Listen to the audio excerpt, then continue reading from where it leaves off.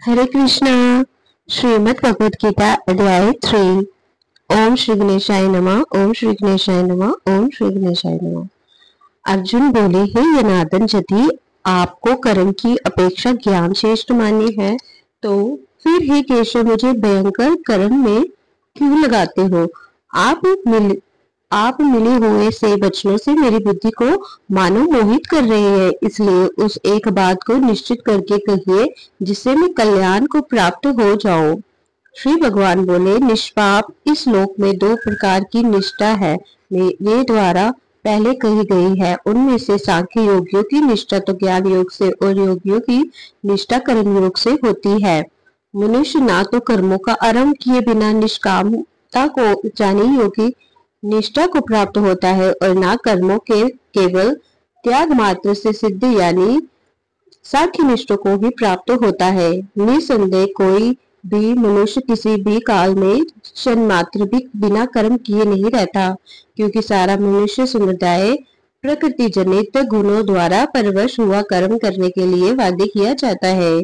जो मूढ़ बुद्धि मनुष्य समस्त इंद्रियों को हठ पूर्वक ऊपर से रोकर मन से उन इंद्रियों के विषयों का चिंतन करता रहता है, वह मिथ्याचारी यथार्थ दम्भी कहा जाता है।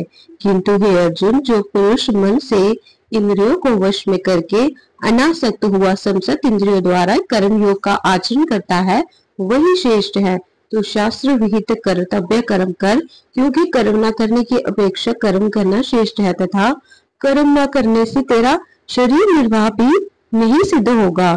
यज्ञ के निमित्त किए जाने वाले कर्मों से अतिरिक्त दूसरे कर्मों में लगा हुआ ही ये मनुष्य समुदाय कर्मों से बंधता है। इसलिए हे अर्जुन, तू आसक्ति से रहित होकर उस यज्ञ के निमित्त ही बड़ी बाध्य कर्तव्य कर्म कर।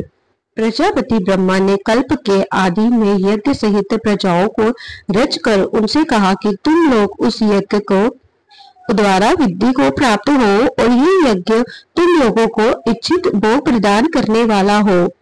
तुम लोग इस यज्ञ के द्वारा देवताओं को उन्नत करो, वह देवता तुम लोगों को उन्नत करे। इस प्रकार निस्वार्थ से भाव से एक दूसरे को उन्नत करते हुए तुम लोग परम कल्याण को प्राप्त हो जाओगे। यज्ञ के द्वारा बढ़ाए हुए देवता तुम लोगों को बिना मांगे ही इच्छित भोग निश्चित ही देते रहेंगे। इस प्रकार उन देवताओं के द्वारा दिए हुए भोगों को जो पुरुष उनको बिना दिए स्वयं भोगता है, वह चोर ही है। यज्ञ से बचे हुए अन्न को खाने वाले श्रेष्ठ पुरुष सब पापों से मुक्त हो जाते हैं, और जो पापी लोग अपना शरीर पोषण करने के लिए ही अन्न पकाते हैं, वह तो पाप को ही खाते हैं। संपूर्ण प्राणी अन्न से उत्पन्न होते हैं, उनकी उत्पत्ति वृष्टि से होती है, वृद्धि यज्ञ से होती है और यज्ञ विहित कर्मों से उत्पन्न होने वाला है।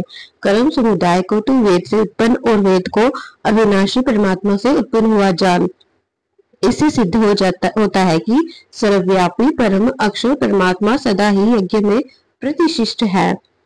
हे पार्थ, जो पुरुष इस लोक में इस प्रकार परंपरा से प्रचलित सृष्टि चक्र के अनुकूल नहीं बरतता, अर्थात अपने कर्तव्य का पालन नहीं करता, वह इंद्रियों के द्वारा भोगों में रमन करने वाला पापायु पुरुष व्यर्थ ही होता है। परंतु जो मनुष्य आत्मा में ही रमन करने वाला है, आत्मा में ही तृप्त तथा आत्मा में ही संतुष्ट हो, उसके लिए कोई कर्तव्य नहीं है। उस महापुरुष का इस विश्व में ना तो कर्म करने से कोई प्रयोजन रहता है और ना कर्मों के ना करने से ही कोई प्रयोजन रहता है, तथा संपूर्ण प्राणियों में भी इसका किंचित मात्र भी स्वार्थ का संबंध नहीं रहता। इसलिए तू निरंतर आसक्ति से रहित होकर सदा कर्तव्य कर्मों को बलिभांति करता रहे, क्योंकि आसक्ति से रहित होकर कर्म करता हुआ मनुष्य परमात्मा को प्राप्त हो जाता है। जनक आदि ज्ञानी जन भी आसक्ति रहित कर्म द्वारा ही परम सिद्धि को प्राप्त हुए थे। इसलिए तथा लोक संग्रह को देखते हुए भी तू कर्म करने की ही योग्य है, अर्थात तुझे कर्म करना ही उचित है। श्रेष्ठ पुरुष जो जो आचरण करता है, अन्य पुरुष भी वैसा वैसा ही आचरण करते हैं। वह जो कुछ सब प्रमाण कर देता है, जब समस्त मनुष्य समुदाय उसी के अनुसार बरतने लग जाता है। ये अर्जुन, मुझे इन तीनों लोकों में ना तो कुछ कर्तव्य है, ना कोई भी प्राप्त करने योग्य वस्तु अप्राप्त है, तो भी मैं कर्म में ही बरतता हूँ, क्योंकि हे पार्थ, यदि कदाचित मैं सावधान होकर कर्मों में ना बरतूं तो बड़ी हानि हो जाए, क्योंकि मनुष्य सब प्रकार से मेरे ही मार्ग का अनुसरण करते हैं। इसलिए यदि मैं कर्म ना करूं तो ये सब मनुष्य नष्ट भ्रष्ट हो जाए और मैं सकत्ता का करने वाला हूँ तथा इस संसद प्रजा को नष्ट करने वाला बनूं। हे भारत, कर्म में आसक्त हुए ज्ञानी जन जिस प्रकार कर्म करते हैं, आसक्ति रहित विद्वान भी लोक संग्रह करना चाहता हुआ उसी प्रकार कर्म करे। परमात्मा के स्वरूप में अटल स्थित हुए ज्ञानी पुरुष को चाहिए कि वह शास्त्र विहित कर्मों में आसक्ति वाले अज्ञानियों की बुद्धि में ब्रह्म अर्थात कर्मों में अश्रद्धा उत्पन्न न करे, किंतु सव्य शास्त्र विहित संसद कर्म भलीभांति करता हुआ उनसे भी वैसे ही करवावे। वास्तव में संपूर्ण कर्म सब प्रकार से प्रकृति के गुणों द्वारा किए जाते हैं, तो भी जिसका अंतःकरण अहंकार से मोहित हो रहा है, ऐसा अज्ञानी में करता हूँ ऐसा मानता है। परंतु हे महाबाहो, गुण विभाग और कर्म विभाग के तत्व को जानने वाले ज्ञानी योगी संपूर्ण गुण ही गुणों में बरत रहे हैं, ऐसा समझकर उनमें आसक्त नहीं होता। प्रकृति के गुणों से अत्यंत मोहित हुए मनुष्य गुणों में और कर्मों में आसक्त रहते हैं। उन पूर्णता न समझने वाले मन बुद्धि अज्ञानियों को पूर्णता जानने वाले ज्ञानी विचलित न करे। मुझ अंतर्यामी परमात्मा में लगे हुए चित्त द्वारा संपूर्ण कर्मों को मुझ में अर्पण करके आशा रहित, ममता रहित और संताप रहित होकर युद्ध कर। जो कोई मनुष्य दोष दृष्टि से रहित और श्रद्धा युक्त होकर मेरे इस मत का सदा अनुसरण करते हैं, वह भी संपूर्ण कर्मों से छूट जाते हैं।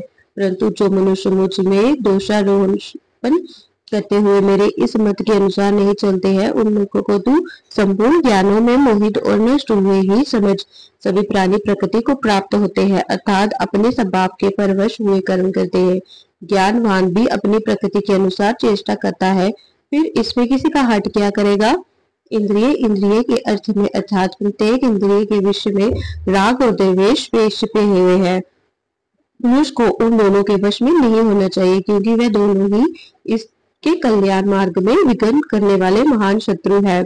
अच्छी प्रकार आचरण में लाए हुए दूसरों के धर्म से गुण रहित भी अपना धर्म अति उत्तम है। अपने धर्म में तो मरना भी कल्याणकारक है और दूसरे का धर्म व्यय को देने वाला है। हे कृष्ण, अर्जुन बोले, हे कृष्ण, फिर ये मनुष्य समय ना चाहता हुआ भी लात लगाए हुए की बातें किससे प्रेरित होकर पाप का आचरण करता है। श्री भगवान बोले, रजोगुण से उत्पन्न हुआ ये काम ही क्रोध है। ये बहुत खाने वाले अर्थात भोगों से कभी ना आने वाला और बड़ा पापी है। इसको ही तू इस विषय में बेरी जान। जिस प्रकार धुएं से अग्नि और मैल से दर्पण ढका जाता है तथा जिस प्रकार चेर से गर्भ ढका रहता है, वैसे ही उस काम के द्वारा ये ज्ञान ढका रहता है। और हे अर्जुन, इस अग्नि के समान कभी ना पूर्ण होने वाले काम रूप ज्ञानियों के नित्य वैरी के द्वारा मनुष्य का ज्ञान ढका हुआ है। इंद्रिय, मन और बुद्धि ये सब इसके वह स्थान कहे जाते हैं। ये काम इन मन बुद्धि और इंद्रियों के द्वारा ही ज्ञान को आच्छादित करके जीवात्माओं को मोहित करता है। इसलिए अर्जुन, तो पहले इंद्रियों को वश में करके इस ज्ञान और विज्ञान का नाश करने वाले महान पापी काम को अवश्य ही बलपूर्वक मार डाल। इंद्रियों को स्थूल शरीर से पर जानी श्रेष्ठ बलवान और सूक्ष्म करते हैं। इन इंद्रियों से पर मन है, मन से भी पर बुद्धि है, और जो बुद्धि से भी अत्यंत पर है वह आत्मा है। इस प्रकार बुद्धि से ये अर्थात सूक्ष्म बलवान और अत्यंत श्रेष्ठ आत्मा को जानकर और बुद्धि के द्वारा मन को वश में करके हे महाबाहो, तू इस कामरूप दुर्य शत्रु को मार। ओम तत्सदिति। श्रीमद् भगवद गीता उपनिषद ब्रह्म विद्या योग शास्त्र श्री कृष्ण अर्जुन संवादे कर्म योगे नाम तृतीय अध्याय। श्रीमद् भगवद गीता अध्याय 3 समाप्त। हरे कृष्ण कृष्ण कृष्ण हरे हरे, हरे राम राम राम हरे हरे। श्रीमद् भगवद गीता की जय। जय सीताराम जी।